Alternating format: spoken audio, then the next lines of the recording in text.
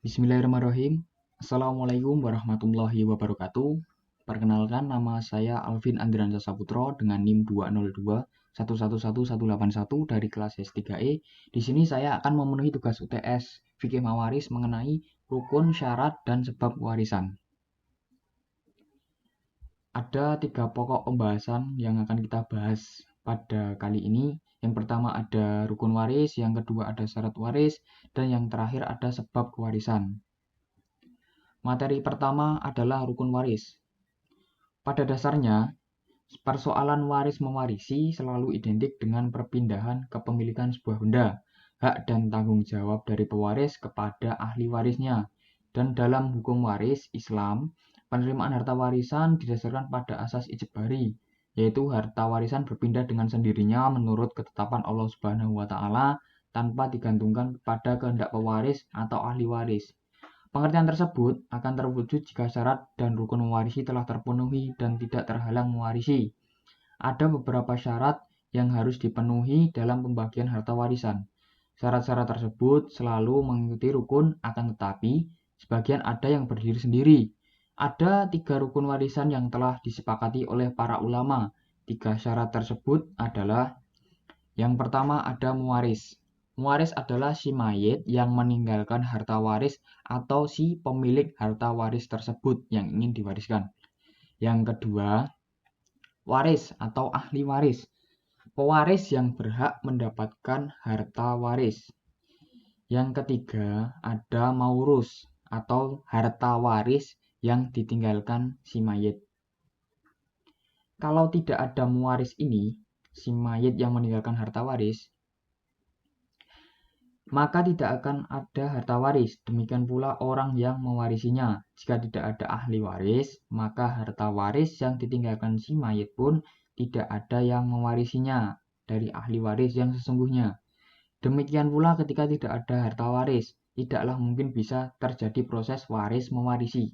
Dari sini jelaslah bahwa keberadaan 3 rukun waris tersebut mutlak ada demi terrealisasinya proses waris mewarisi. Yang kedua adalah syarat waris.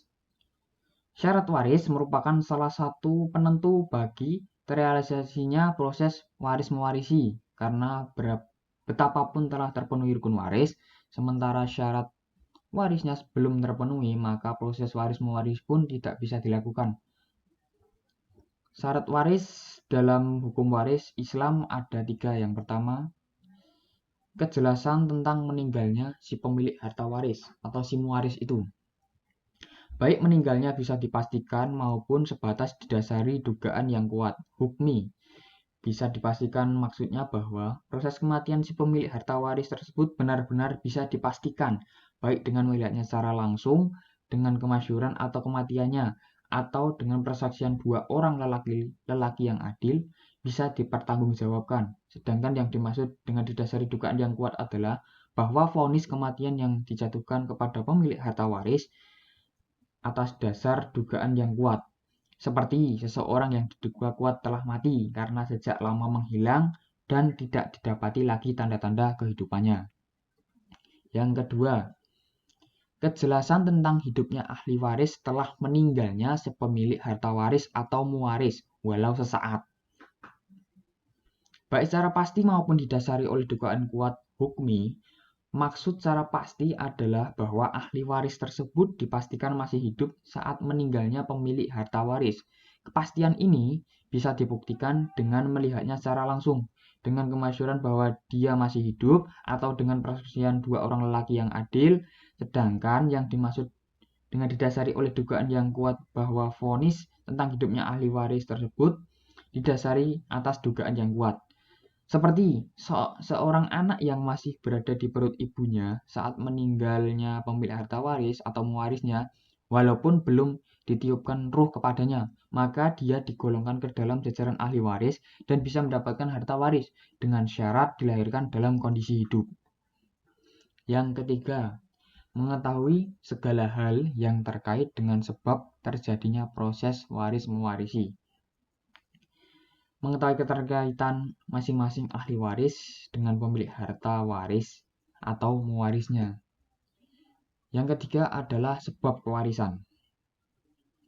Waris mewarisi dalam hukum waris Islam tidaklah terjadi begitu saja, akan tetapi amat terkait dengan sebab waris yang dengannya bisa terjadi proses waris mewarisi.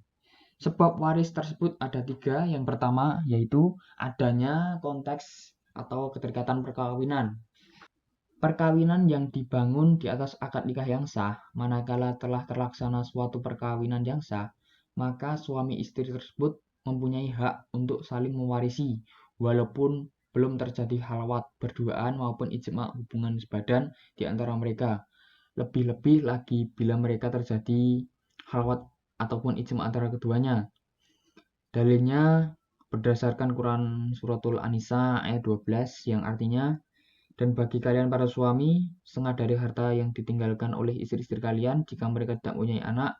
Jika istri-istri kalian itu mempunyai anak, maka kalian mendapat 1/4 dari harta yang ditinggalkannya sesudah dipenuhi wasiat yang mereka buat dan sesudah dibayar utangnya. Para istri memperoleh 1/4 harta yang kalian tinggalkan jika kalian tidak mempunyai anak.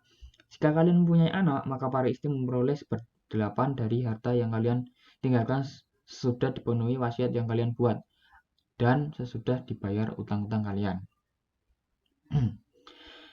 Sebab pertama ini akan terus berlaku hingga terjadinya talak bain, cerai yang ketiga kalinya, atau cerai yang pertama atau kedua dan telah habis masa iddahnya atau masa tenggangnya. Dengan terjadinya talak bain atau fasyah, maka sejak saat itu pula mereka tidak bisa saling mewarisi lagi, kecuali jika talak bain tersebut dijatuhkan oleh suami menjelang kematiannya yang diduga kuat bertujuan untuk menghalangi istri tersebut dari hak warisnya. Maka dalam kondisi semacam ini, si istri tetap mendapatkan jatah warisnya menurut pendapat yang rajih. Sebab kewarisan yang kedua adalah ikatan nasab atau kekerabatan. Hubungan kekerabatan antara dua orang, baik secara dekat maupun jauh. Hubungan kekerabatan ini meliputi yang pertama dausul, yang beranggotakan bapak, ibu, kakek, dan nenek si mayit. Ada furu, anak, cucu dari anak lelaki si mayit, dan terus ke bawahnya, dan hawashi, saudara-saudara si mayit, dan anak-anak lelakinya, paman-paman si mayit, dan ke atasnya, anak-anak lelaki, paman, dan terus ke bawahnya. Di sini berdasarkan Quran surat Al-Anfal ayat 75 yang artinya orang-orang yang punya hubungan kerabat itu sebagiannya lebih berhak terhadap sesamanya daripada yang bukan kerabat di dalam kitab Allah. Sesungguhnya Allah Maha mengetahui segala sesuatu. Sebab warisan yang ketiga adalah ikatan wala, yaitu pembebasan seseorang terhadap budak tertentu, baik karena berderma semata atau karena suatu kewajiban seperti nadar, zakat, dan kafaroh. Gambaran kasusnya adalah bila seorang mantan budak meninggal dunia dan tidak ada yang mewarisi dari kalangan ahli warisnya, maka seseorang yang dahulu membebaskannya dari perbudakan itulah yang mewarisi hartanya. Menurut jumhur ulama, proses waris mewarisi antara mantan budak dan yang membebaskannya itu hanya satu arah saja, yakni yang bisa mewarisi hanyalah pihak yang membebaskannya saja dan tidak sebaliknya. Adapun Syekhul Islam Ibnu Taimiyah rahimahumullah dan para ulama yang bersama beliau berpandangan bahwa proses waris mewarisi bisa terjadi dari dua arah, yakni antara mantan budak yang membebaskannya dan yang membebaskannya tersebut bisa saling mewarisi. Mereka bisa saling mewarisi manakala tidak didapati ahli waris yang asli yang mewarisi dari masing-masingnya. Baik, demikian tadi proses pemaparan materi yang bisa saya sampaikan. Apabila ada kurang lebihnya saya mohon maaf, dan apabila ada salah kata saya mohon maaf. Akhirul kalam, billahi taufiq wal hidayah. Wassalamualaikum warahmatullahi wabarakatuh.